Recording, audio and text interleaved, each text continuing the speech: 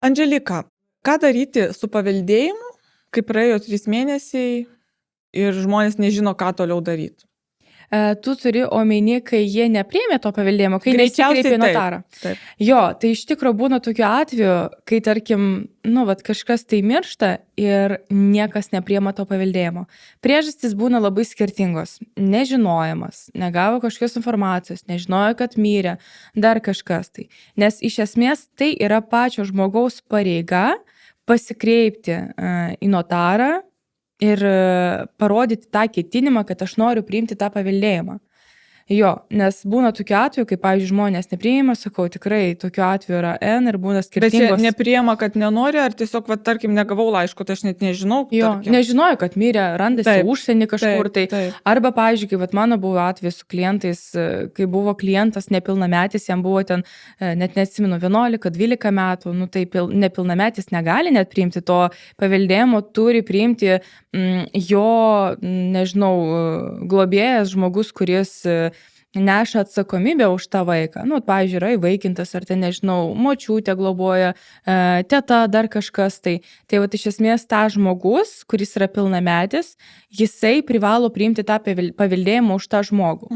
Tai sakau, kuom gresia tas dalykas, kai jūs nepriimat paveldėjimo? Jums teks eiti į teismą. Kito būdo nėra. Jeigu praeina 3 mėnesiai ir jūs per tos 3 mėnesius niekaip nepasikreipėt arba už jūs niekas nepasikreipė, yra tik vienintelis būdas, tai yra teismas. Tas teismas iš tikrųjų jisai netrunka labai ilgai, galima apsisukti kažkur per 3-4 mėnesius, viską sutvarkyti, bet jūs turite paaiškinti, kodėl jūs nepriėmėte to paveldėjimo. Priežastis turi būti labai aiški ir, žinot, tu negali pasakyti, kad aš čia, pavyzdžiui, pergalvojau. Ne, čia nėra priežastis.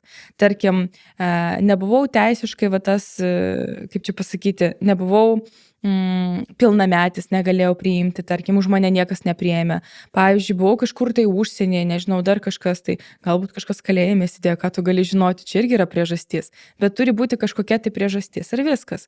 Ir kas yra gerai, kad dalyvaujant tokiam procese, tau nereikia teisininko, nereikia advokato, tu gali pats viską daryti, bet aišku, aš vis tiek rekomenduoju pasikreipti, kad pakonsultuotų, padėtų rašyti visus raštus, prašymus ir visa kita. Tai nekainuos super kosminius pinigus, bet užtat jums viskas sklandžiai praeis ir bus daugiau šansų, kad jūs vis dėlto galės priimti tą paveldėjimą. Nes, pavyzdžiui, gali praeiti kokių 10 metų, o ką tu gali žinoti, galbūt tą turtą jau valstybė kažkam tai parduos. Ta prasme, ar, pavyzdžiui, dar kažkas, tai ta prasme, tikrai būna tas terminas, per kurį tu turėtum priimti, nesgi laikai irgi keičiasi. Tai dar klausimas, ar žinai tokių atvejų, kad nepriima paveldėjimo dėl skolų? Taip. Kaip nekeista, tai pas mane buvo tokie klientai, kur nenorėjo priimti dėl skolų, nes tugi priimi ne tik turtą. Nes aš irgi tokią turėjau, kad klausiau, kad realiai konsultavosi su manim, tai irgi nukreipiau į teisininkus, bet pasakiau, kad realiai taip, jeigu turtas ir yra skolos, tai tu jeigu paveldėjai turtą, tai tu su skolom ir paveldi. Taip, bet išsisprendė pas jūs ten viskas? Jo, išsisprendė, ten su teisininkais kažkaip jie, pasikreipė visgi, kad būtų ramiau ir išsisprendė. Tai viskas yra sprendžiama, viskas tikrai yra derinama, galima priimti vėliau tą paveldėjimą per teismą.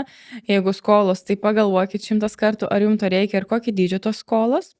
Tai o jeigu jums reikės pagalbos tokiose situacijose, kaip matot, mes su Silvija tikrai turėjom tokiu atveju, žinom, ką daryti, kaip elgtis, drąsiai kreipkitės.